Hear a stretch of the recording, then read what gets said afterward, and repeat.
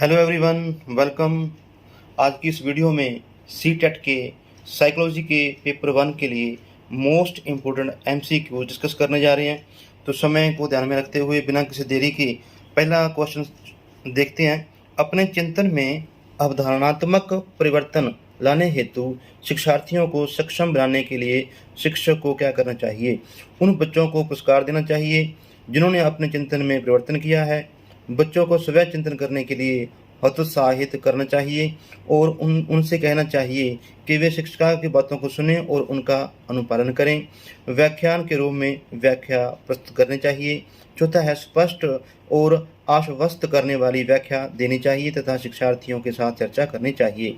तो सक्षम बनाने के लिए इसका आंसर आएगा 4th जी। स्पष्ट बातचीत की जाए कि वो कंसेप्ट क्या है, अवधारणात्मक परिवर्तन क्या है लाना है, तो सही क्या है, गलत क्या है, उसको पूरी रूप में व्याख्या देनी चाहिए और उसके साथ चर्चा करते हुए एक निष्कर्ष के ऊपर पहुंचाना चाहिए बच्चे को कि उस धारणा के प्रति क्या गलत विचार दिए गए, क्या सही विचार हैं और असल में वो है चीज़ कौन सी सही है।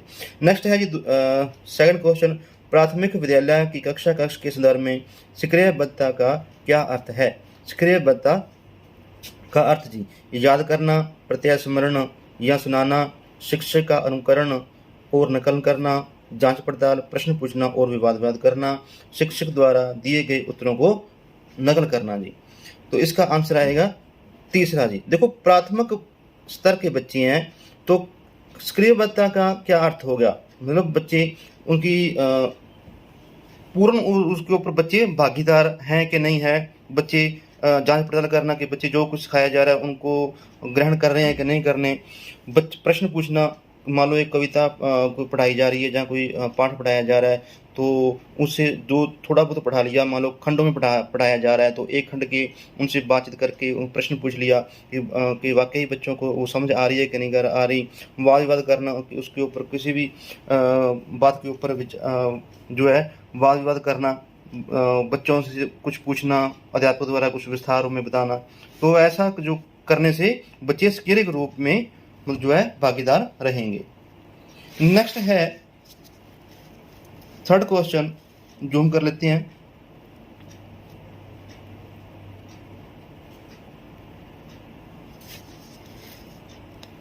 बच्चे तब सर्वाधिक सृजनशील होते हैं जब वे किसी गतिविधि में भाग लेते हैं।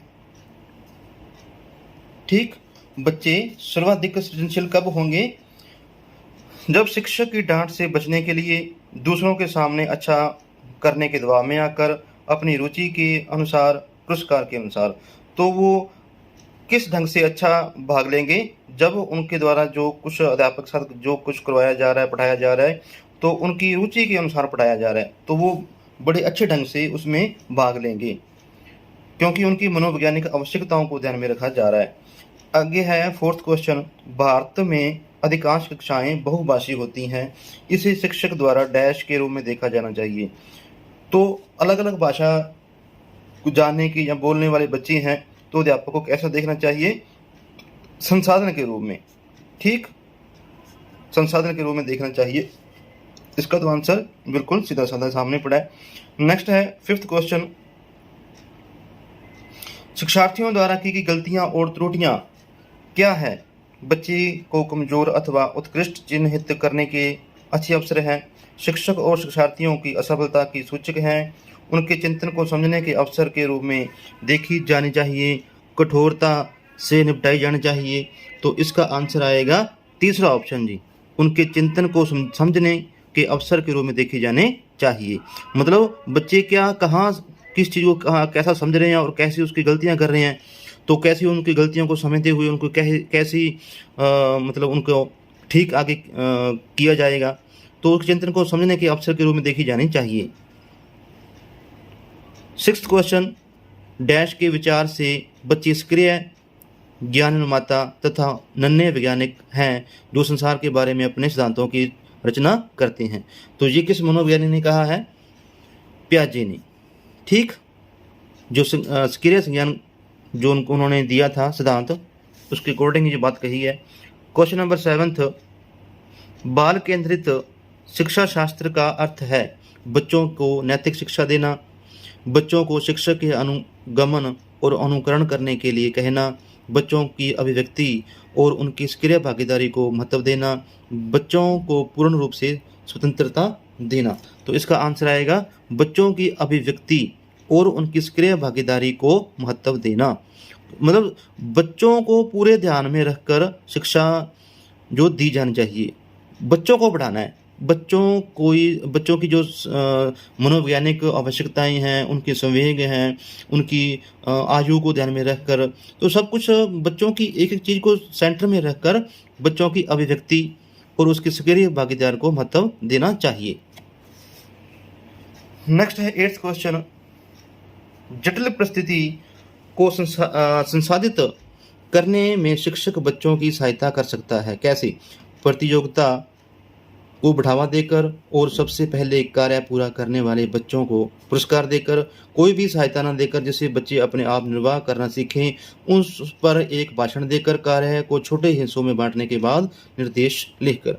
तो इसका आंसर आएगा 4th ऑप्शन, कि जो जटिल परिस्थिति दी जा रही है उसके संबंध में छोटे छोटे कार्य को हिस्सों में बांटकर और उनके साथ संबंधित निर्देश देना चाहिए कि इसको ऐसे ढंग से किया जाना चाहिए, तो इससे उसको बेहतर सहायता दी जाएगी। नेक्स्ट है 9th क्वेश्चन, शिक्षार्थियों से यह अपेक्षा करना कि वे ज्ञान को उसी रूप में पुनः प्रस्तुत कर देंगे जिस रूप से उन्होंने उसे ग्रहण किया है। मतलब जिस बच्चों ने जो कुछ याद किया तो उनको बार बार वो उसी एक रेंज में या उसी रूप में कॉपी कर देंगे, बता देंगे अपने। ठीक है, तो ऐसा करना मुश्किल है। अच्छा है क्योंकि यह शिक्षक के लिए आकलन में सरल है, एक प्रभावी आकलन युक्ति है। समस्यात्मक है क्योंकि व्यक्ति अनुभवों की व्याख्या करते हैं और ज्ञान को ज्यों त्यों पुनः उत्पादित नहीं करते। अच्छा है क्योंकि जो भी हमारे मन में है वह उसे रिकॉर्ड करने लगती है। तो इसका आंसर आएगा 3रा ऑप्शन, कि समस्यात्मक है। मान लो एक बार मतलब इमोशंस को ध्यान में रखते हुए, ठीक है, कई बार बच्चे के इमोशंस भी तो बार बार वही नहीं होते रहते ना, तो अपने इमोशन जब बच्चा बोलता है या भाषा का प्रयोग करता है तो इमोशंस का भी उसके ऊपर प्रभाव पड़ता है। तो जरूरी नहीं कि मान लो एक प्रश्न का उत्तर बच्चे ने 2-3 लाइनों में दे दिया तो बार बार पूछेंगे तो वही शब्द या वही पैट बात वो रिपीट करेगा, तो उनके संवेगों में तब्दीली आने के साथ साथ वो कुछ शब्दों में भी तब्दीली जरूर कर पाएगा। तो ज्यों कि रिकॉर्डिंग थोड़ा है कि वो बार बार रिकॉर्डिंग करती तो बार बार बोलेगा। ठीक, तो एक बच्चे ने अपने बार बार मतलब उनको मौका दिया जाएगा तो वो बार बार अपने अनुभवों के अनुसार या अपने संवेगों के अनुसार शब्दावली में उनकी तब्दीली कर सकता है। तो ज्यों का त्यों वो रिपीट नहीं करेगा। नेक्स्ट है 10th क्वेश्चन,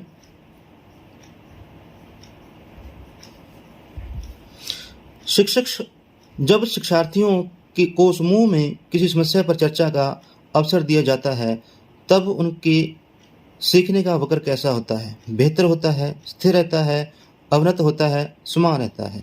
तो इसका बेहतर होगा। ठीक, समूह में बच्चों के साथ चर्चा की जा रही है किसी टॉपिक के ऊपर, तो उनको नेगेटिव पॉजिटिव उनकी बातचीत कर रहे हैं तो एक अच्छे निष्कर्ष के ऊपर पहुंचे, तो ऐसा करना काफ़ी अच्छा रहेगा, बेहतर होता है।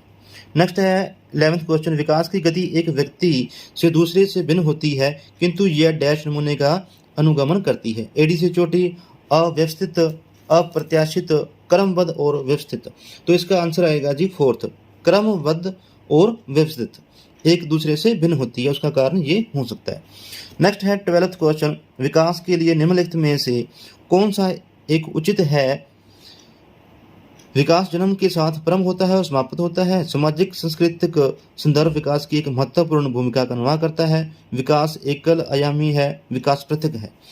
तो उचित कौन सा है विकास के संदर्भ में? वो है 2nd ऑप्शन, सामाजिक सांस्कृतिक संदर्भ विकास में एक महत्वपूर्ण भूमिका का निर्वाह करती है।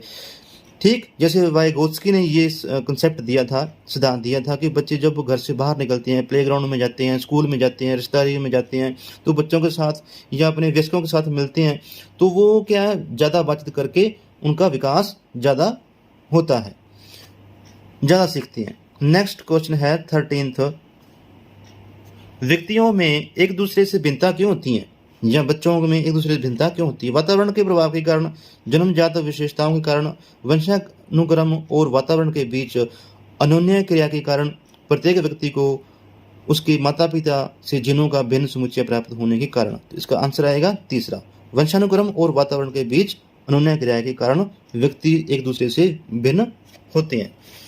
नेक्स्ट है जी 14th क्वेश्चन, बच्चों के समाजीकरण में परिवार डैश भूमिका निभाता है। बहुत महत्वपूर्ण, मुख्य, रोमांचक, गौण। ठीक, तो इसका आंसर आएगा मुख्य। बच्चे के समाजीकरण में परिवार मुख्य भूमिका निभाता है, क्योंकि बच्चे में समाजीकरण क्या है कि बच्चे समाज के साथ ताल्लुकात करता है। जन्म मान लो बच्चे के माता पिता है, चाचा चाची है और दादा दादी है या और परिवार के मेंबर हैं, तो उनके साथ बातचीत करता है। तो बच्चे क्या है, भाषा सीखता है। ठीक है, और भाषा सीखने के साथ साथ अपने इमोशंस को व्यक्त करने के लिए शब्दों का प्रयोग करता है और अपनी मातृभाषा सीखता है। वही मातृभाषा के साथ वो अगर घर से बाहर जाता है, अपनी मातृभाषा के साथ वो अपने भावों को व्यक्त करता है और दूसरे के भावों को समझता है। तो बच्चे के समाजीकरण का परिवार एक मुख्य भूमिका निभाता है। नेक्स्ट क्वेश्चन है 15th, निम्नलिखित में से कौन सा एक सही मिलान वाला जोड़ा है। मूर्त संक्रियात्मक बच्चा संधारण और विकिरण करने योग्य होता है। ये सही आगे देखते हैं।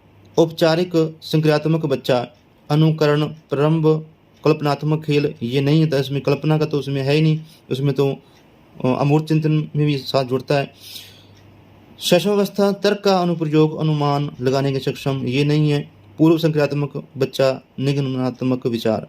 तो जो पियाजे का जो है सिद्धांत, संज्ञानात्मकता का सिद्धांत, उनमें से ये इनके 4 जो स्टेप्स होते हैं, उनमें 4 स्टेप्स में जो सही है जोड़ा है वो है पहला।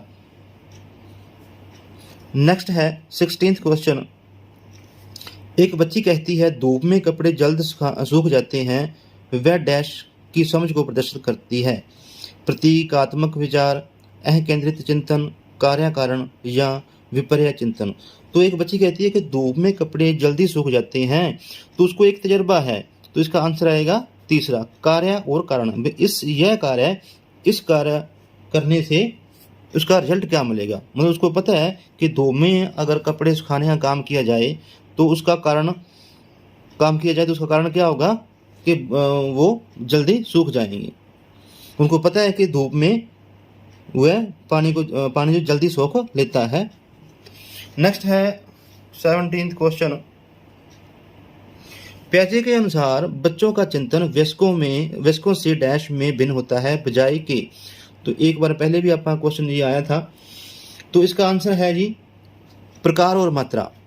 पियाजे के अनुसार बच्चों का चिंतन वयस्कों से प्रकार में भिन्न होता है बजाय मात्रा के, तो उसमें प्रकार की बात की गई है, ना कि मात्रा की। नेक्स्ट क्वेश्चन, निम्नलिखित में से कौन सा एक आधारभूत सहायता का उदाहरण है। अनुबोधन और संकेत देना तथा नाजुक स्थितियों का प्रश्न पूछना, शिक्षार्थियों को प्रेरित करने वाला भाषण देना, प्रश्न पूछने को बढ़ावा दिए बिना स्पष्टीकरण देना, मूर्त और अमूर्त दोनों प्रकार के उपहार देना। तो इसका आंसर आएगा फर्स्ट ऑप्शन। आधारभूत सहायता कैसी दी जाए, अनुबोधन और संकेत देना तथा नाजुक स्थितियों पर प्रश्न पूछना। ठीक, ये बेस्ट ऑप्शन है।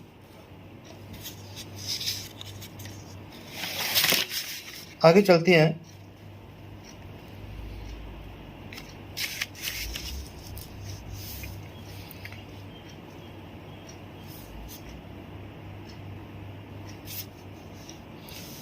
वाइगोत्स्की के अनुसार बच्चे सीखते हैं, कैसे सीखते हैं बच्चे। वाइगोत्स्की ने जो सिद्धांत दिया था सामाजिक अनुकरण का सिद्धांत, उसके अकॉर्डिंग ही आप इसका आंसर देंगे। तो वाइगोत्स्की ने सिद्धांत दिया है, ठीक है, जैसे आगे कोलबर्ग ने, तो जो मनोवैज्ञानिक ने जो सिद्धांत दिया है उसके अनुसार उत्तर देना होता है, ना कि अपनी इसमें मनमर्जी करनी होती है। तो वाइगोत्स्की ने क्या कहा था, बच्चे कैसे सीखते हैं, जब पुनर्बल प्रदान किया जाता है, परिकल्प होने से, अनुकरण से, वयस्कों और समवयस्कों के साथ परस्पर क्रिया करके। तो इसका आंसर आएगा फोर्थ। नेक्स्ट है, कोलबर्ग ने प्रस्तुत किए हैं क्या सिद्धांत दिया है, नैतिक विकास का सिद्धांत, फोर्थ आंसर। 21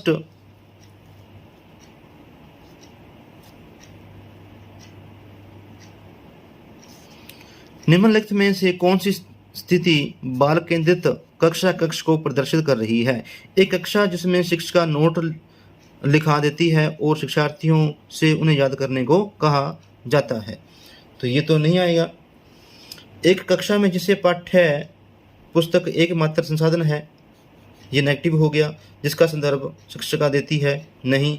एक कक्षा जिसमें विद्यार्थी समूहों में बैठते हैं और शिक्षिका बारी बारी से प्रत्येक समूह में जा रही है। ठीक, तो बाल केंद्रित को बच्चों को ध्यान में रखते हुए, उनकी आवश्यकताओं को ध्यान में रखते हुए उनको समूहों में बिठा रही है, उनको ताकि बच्चे किसी टॉपिक के ऊपर या किसी टाइटल के ऊपर विचार विमर्श कर सके, सही गलत के बारे में चर्चा कर सके। और बारी बारी प्रत्येक समूह में जा रही है कि देख रहे हैं कि बच्चे स्पष्ट रूप में भागीदारी कर रहे हैं या नहीं कर रहे।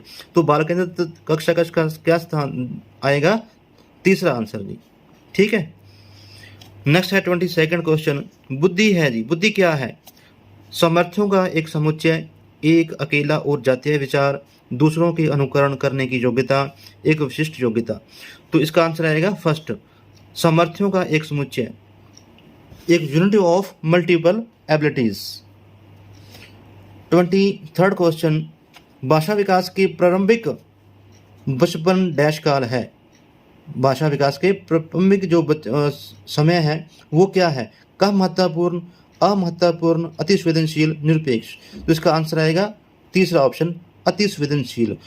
बच्चा क्या है, छोटा है, तो वो अपने विकास का प्रारंभ कर रहा है, तो उसकी भाषा जो है वो बहुत ही संवेदनशील है, अति संवेदनशील है, क्योंकि बच्चे ने नकल करके सीखना है। अगर बच्चों को शुद्ध स्पष्ट भाषा सिखाई जाएगी तो बच्चा वैसे ही सीखेगा। अगर भाषा का दुरुपयोग किया जा रहा है, मान लो परिवार में गाली गलौज की जा रही है, तो बच्चे कॉपी करेंगे, नकल करेंगे, तो वैसे ही उसकी भाषा के ऊपर भी बुरा प्रभाव पड़ेगा। तो ये जो है बचपन जो है अति संवेदनशील है। जिस तरह से उनको भाषा सिखाएंगे बच्चे ने वैसे ही सीख लेनी है। तो इससे बेहतर है कि बच्चे को साफ स्पष्ट शुद्ध भाषा का प्रयोग करना और अच्छे अच्छे शब्दों का प्रयोग करना सिखाना चाहिए। 24, एक सहशिक्षा कक्षा में लड़कों से शिक्षक यह कहता है, लड़के बनो और लड़कियों जैसा व्यवहार मत करो। यह टिप्पणी क्या है, क्या कहना चाहती है? जातीय भेदभाव का परिचायक है, लड़के लड़कियों के साथ व्यवहार का एक अच्छा उदाहरण है, लड़के लड़कियों में भेदभाव की रूढ़िबद्ध धारणा प्रकट करती है, लड़कियों पर लड़कों की जीव वैज्ञानिक महत्ता को उजागर करती है। इसका आंसर आएगा लड़के लड़कियों के भेदभाव की रूढ़िबद्ध धारणा प्रकट करती है। जो जेंडर बेस अपना जो टॉपिक है उसमें से ये क्वेश्चन लिया गया है। लड़का और लड़की को समान समझना चाहिए हर एक क्षेत्र में।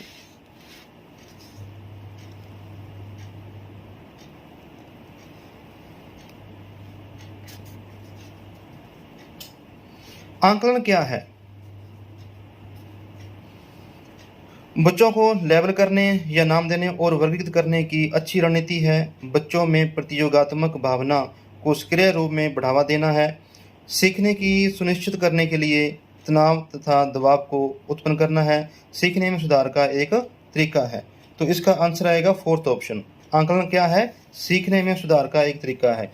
मान लो बच्चों को जो कुछ पढ़ाया गया है, बच्चों ने ये सीखा है कि नहीं सीखा या किस रेंज तक सीखा है, तो इसका आंकलन किया जाता है। आंकलन से पहचान होती है बच्चों को कि किस हद तक बच्चों ने सीख लिया है और किस हद तक बच्चे को अभी और सीखना बाकी है। तो ये क्या है? सीखने में सुधार का एक तरीका है। ठीक, कमियों को बच्चों को पहचाना जाता है और कमियों को बाद में उसको सुधार भी किया जाता है। नेक्स्ट है 26। निम्नलिखित में से कौन सा एक कथन समावेशन का सबसे अच्छा वर्णन करता है? यह एक विश्वास है कि बच्चों को अपनी योग्यताओं के अनुसार अलग किया जाना चाहिए। यह एक विश्वास है कि कुछ बच्चे कभी कुछ सीख ही नहीं सकते। यह एक दर्शन है कि सभी बच्चों को नियमित विद्यालय प्रणाली में समान शिक्षा प्राप्त करने का अधिकार है। यह एक दर्शन है कि विशेष बच्चे ईश्वर के विशेष उपहार हैं। तो इंक्लूसिव एजुकेशन जो टॉपिक है उसके अनुसार यह हमारा क्वेश्चन आंसर ये बनेगा थर्ड। यह एक दर्शन है और सभी बच्चों को नियमित विद्यालय प्रणाली में समान शिक्षा प्राप्त करने का अधिकार है। चाहे बच्चे की मतलब हर प्रकार के बच्चे होते हैं, कुछ कम ने किनका किसी का IQ लेवल कम होता है कि ज़्यादा होता है, कुछ किसी बच्चों को जो उनकी जो श्रवण है वो कम होता है और कईयों को दिखाई कम देता है। तो मतलब हर अयोग्यता के साथ बच्चे जो आते हैं तो उनको एक जो नियमित जो विद्यालय है उसकी प्रणाली के साथ ही पढ़ाया जाना चाहिए, उनको अलग नहीं करना चाहिए।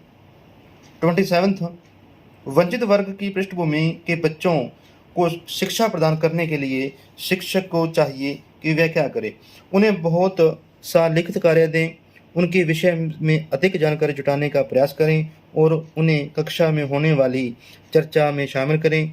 उन्हें कक्षा में अलग बिठाया जाना चाहिए, उन पर ध्यान न देकर, क्योंकि वह ये तो हो ही नहीं सकता। तो इसका आंसर आएगा सेकंड ऑप्शन, उनके विषय में अधिक जानकारी जुटाने का प्रयास करें और उन्हें कक्षा में होने वाली चर्चा में शामिल करें। ठीक, नेक्स्ट है क्वेश्चन नंबर 28। निम्नलिखित में से कौन सा व्यवहार बच्चे की अधिगम अयोग्यता निर्योग्यता की पहचान करता है? अधिगम निर्योग्यता बोलो चाहे अयोग्यता बोलो या लर्निंग डिसेबिलिटीज की पहचान क्या है? मनोभाव का जल्दी जल्दी बदलना, मूड स्विंग्स, अपमानजनक व्यवहार, बी को डी, आवाज को सा, 21 को 12 लिखना, कम अवधान विस्तार और उच्च शारीरिक गतिविधि। तो इसका जो लर्निंग डिसेबिलिटीज है वो है थर्ड ऑप्शन, कि बच्चा लिखते समय बी को डी ले गया, आवाज को सा ले गया, 21 को 12 ले गया। तो लिखने के साथ संबंधित है, लिखने के साथ संबंधित जो उसका नाम क्या है जी? डिस्ग्राफिया। डिस्ग्राफिया बोलते हैं इसको। अगर यहाँ होता 21 को 12 पढ़ने संबंधित थी, अगर पढ़ना लिखा होता फिर वो कौन सा हो जाता, कौन सी निर्योग्यता चाहती? डिसलेक्सिया। तो इस पूरे टॉपिक के ऊपर हमारी एक वीडियो पड़ी है, वो आप वीडियो देख लेना जरूर, जिन्होंने अब तक नहीं देखी। तो ये इस टॉपिक के ऊपर भी हर बार क्वेश्चन आ ही जाता है। नेक्स्ट क्वेश्चन है जी 29। एक बच्चा जो आंशिक रूप से देख सकता है, आंशिक रूप से देखता है तो क्या करना चाहिए? बिना किसी विशेष प्रावधान के उसे नियमित विद्यालय में डालना चाहिए, उसे शिक्षा नहीं देनी चाहिए, ये तो हो नहीं सकता। उसे अलग संस्थान में डालने की आवश्यकता है, ये भी नहीं हो सकता। विशेष प्रावधान करते हुए उसे नियमित विद्यालय में रखना चाहिए। तो इंक्लूसिव एजुकेशन के दौरान ये इसका आंसर आएगा फोर्थ ऑप्शन। नेक्स्ट क्वेश्चन जी, सीखना क्या है? सीखने वाले के संवेगों से प्रभावित नहीं होता है। अभी बात की थी किसी क्वेश्चन के अनुसार कि बच्चे के संवेग भी बच्चे को सीखने के प्रभावित करते हैं। संवेगों से क्षीण संबंध रखता है, सीखने वालों के संवेगों से स्वतंत्र है, सीखने वाले के संवेगों से प्रभावित करता है। ये दोबारा बात आ गई ना, तो इसका आंसर आएगा फोर्थ, सीखने वाले के इमोशन से प्रभावित होता है। अगर बच्चा उसके इमोशंस पॉजिटिव है, सीखने के लिए वो मोटिवेटेड है और वो सीखना चाहते हैं, तो सीखना जो है वो अच्छे ढंग से किया जाएगा, अच्छा सीखेगा। अगर उसके इमोशंस ही नेगेटिव हो गए हैं या उनको मोटिवेट नहीं है, डिमोटिवेट किया जा रहा है, तो वो बच्चे पढ़ेंगे ही नहीं या सीखेंगे नहीं। तो सीखा कैसे जाता है? बच्चे खुद अपने उसके मन में कुछ संवेग को कंट्रोल करने के लिए उसको प्रेरित किया जाए और एक अच्छे ढंग से लर्निंग करने के लिए मोटिवेट किया जाए। तो ऐसा पढ़ाया जाए, ऐसा सिखाना आवश्यक ही प्रभावशाली रहेगा। तो उम्मीद है कि आज के जो MCQs है आपको पसंद आए होंगे। तो अगर पसंद आए हों तो वीडियो को लाइक जरूर कर देना और जो हमारे साथी हमारे चैनल पे नए हैं वो चैनल को सब्सक्राइब जरूर कर देना। तो मिलेंगे आगे एक नई वीडियो के साथ, तब तक ले थैंक यू।